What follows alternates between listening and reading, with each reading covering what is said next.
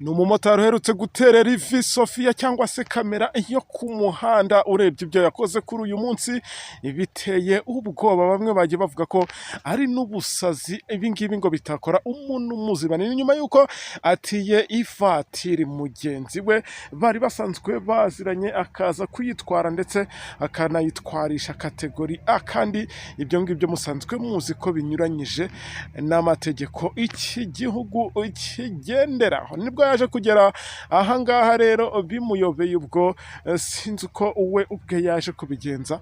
Imodoka za kuyirenza hejuru y'inzu y'umwe mu baturage ngiye kugenda nkubwiraho ibi ngibi byabereye. Nizere ko turaza kugerana ku musozo w'inkuru wasobanukiwe neza ibi ngibi, wongere volume ataza kugira ijambo na rimwe rigucika. Ibi byaje gutangazwa na bamwe bari basanzwe bazi uyu nguyu, harimo n'abamotari bagiye bamutanga bavuga ko uyu nguyu ngari wa wundi n'ubundi uherutse guterera ivi Sophia cyangwa se iyi kamera yo ku muhanda. Murumva ko bya bintu biba bifite naho bituruka, ubwo ushobora guhita wibaza impamvu uyu nguyu n'ubundi yari yarafashe icyemezo cyo kuba yajya gupfukamira Sophia.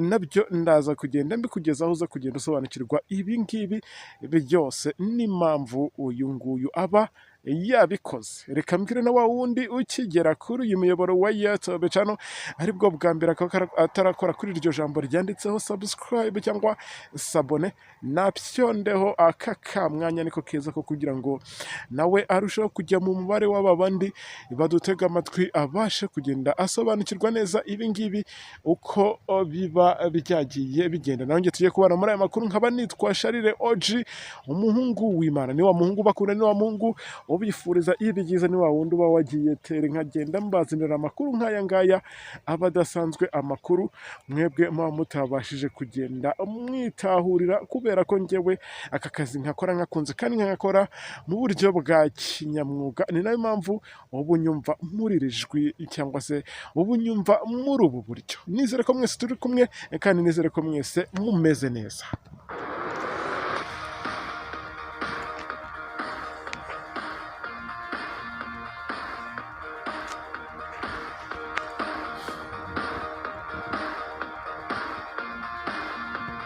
Ibi ngibi babibonye bavuze ati nyamara ibi bintu ntago ari gusa, ubundi ubwo harimo na satani. Ngira ngo wenda ntago ari ubwa mbere ahangaha mu mujyi wa Kigali, nubwo ibi ngibi atariho byabereye.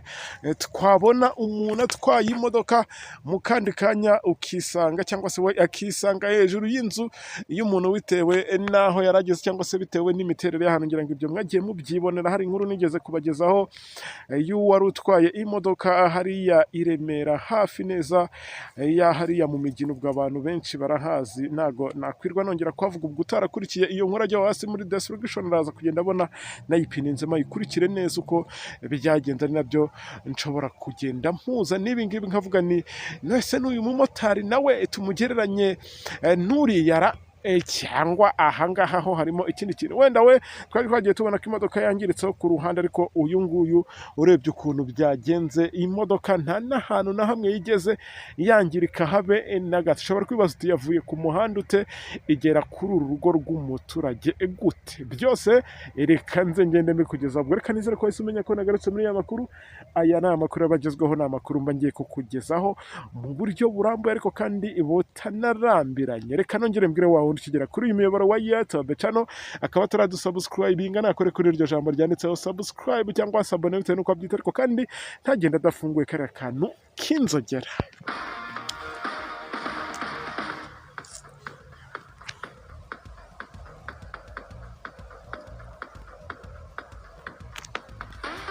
Ntago turi butinde, inkuru nayitangiye tayari, ariko kandi reka nsuhuze mwe muneza amatwi muri mu mujyi wa Kigali ndetse n'abanteza amatwi ari mu ntara. Hari abatuye mu ntara y'amajyaruguru, abatuye mu ntara y'amajyepfo, iburasirazuba n'uburengera bwaryo. Reka nizere ko mwese mumeze neza kandi inkomeza no kugenda mbifuriza kugubwa neza mu byo mukomeje kugenda mukora byose. Ikaze kuri mwese, ubwo nabasuhuje mwebwe muri burengerazuba, iburasirazuba, amajyepfo n'amajyaruguru. Nayavuze ari ngombwa ngo mbisubiremo, ahubwo reka nisubize n'abadiaspora batuye ku mugabane wa Afurika n'abatuye ku mugabane w'i Burayi. Ubundi mujye muri comment mumbwire ibi ngibi hari aho musanzwe mubibonara cyangwa tujye tuvuga ko n'imyuka mibi ikora koko.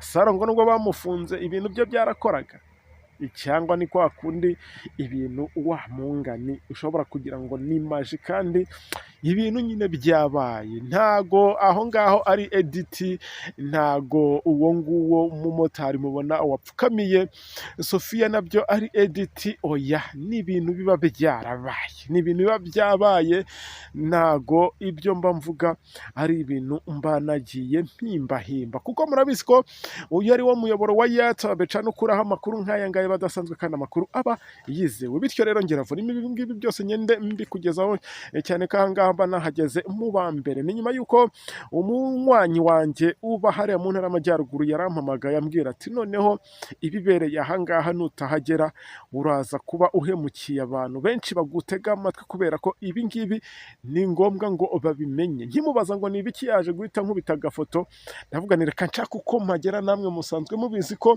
ahantu nk'aha ngaha nashobora kuhabura habe na gato. Naje kuhagera rero ni nabwo bamwe mu bamotari bari aha ngaha i Musanze mu ntara y'amajyaruguru. Aha ngaha ni ku muhanda uva mu mujyi wa Musanze werekeza mu mujyi wa Kigali. Ni naho ibi ngibi byagiye biberaho.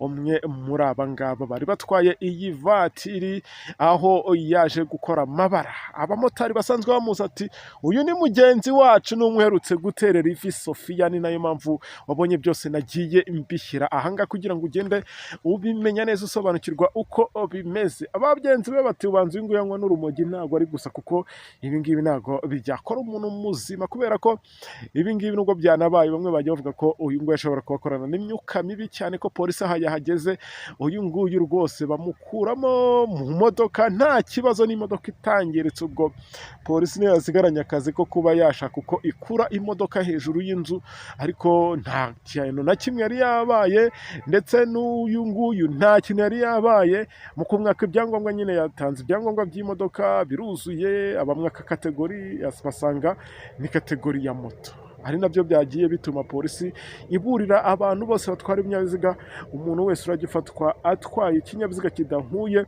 n'uruhushya afite, rwose musanzwe mubizi ko bagukubita amafaranga cyangwa se konterevasiyo imeze nk'umuntu udafite kategori. Ngo noneho bagiye kujya bakuduburira ku buryo ngo barajya banagufunga, noneho bikabera urugero n'aba bandi babyishoragamo bavuga bati nebanca senkani nta bintu byadanje ndayatanga. Uyu nguyu rero impamvu bagenzi be bagiye bavuga ngo bati uyashobora kubanywa n'urumogi si gusa, ngo nuko benshi bagiye bamwegera bamubaza impamvu ngo yapfukamiye cyangwa se yafashe indabo n'akamoto kakaza agaparika impande ya Sophia agapfukama, rwose n'amagambo yagiye avuga. Ngira ngo ako video mwagiye mukabona gatrendinga ku mbuga nkoranyambaga inshuro nyinshi. Uyu ngo yaho yagendaga avuga ko ngo Sophia ngari we cyangwa se ariyo n'ubundi ngimumarira amafaranga, ngo ariyo akwiye kuba anapfukamira, ngo kubera ko ngo nta wundi mwana w'umukobwa azigera ajya kwirwa abwira cyangwa se ajya kwirwa aterera ivi. Ibi ngibi bakaba bagiye babivugaho kwishi, ubwo polisi yahise uyu nguyu imuta muri yombi kugira ngo babanze bakore n'iperereza barebe ko nta kindi cyihishe inyuma y'ibi ngibi. Ubwo reka nizere ko wari uneze amatwi byibuze ugisobanukirwa neza ibi ngibi aho byabereye n'uwari utwaye iyi modoka. Mwirinde ibi byose rero bitajya bigenda bibagiraho ingaruka. Njya hano ari ku bwanyu, ndabashimiye mwakoze cyane. Dusubire mu makuru yacu ari imbere. Nyumvaga kuri mikoro nitwa Sharire OG, asante sana.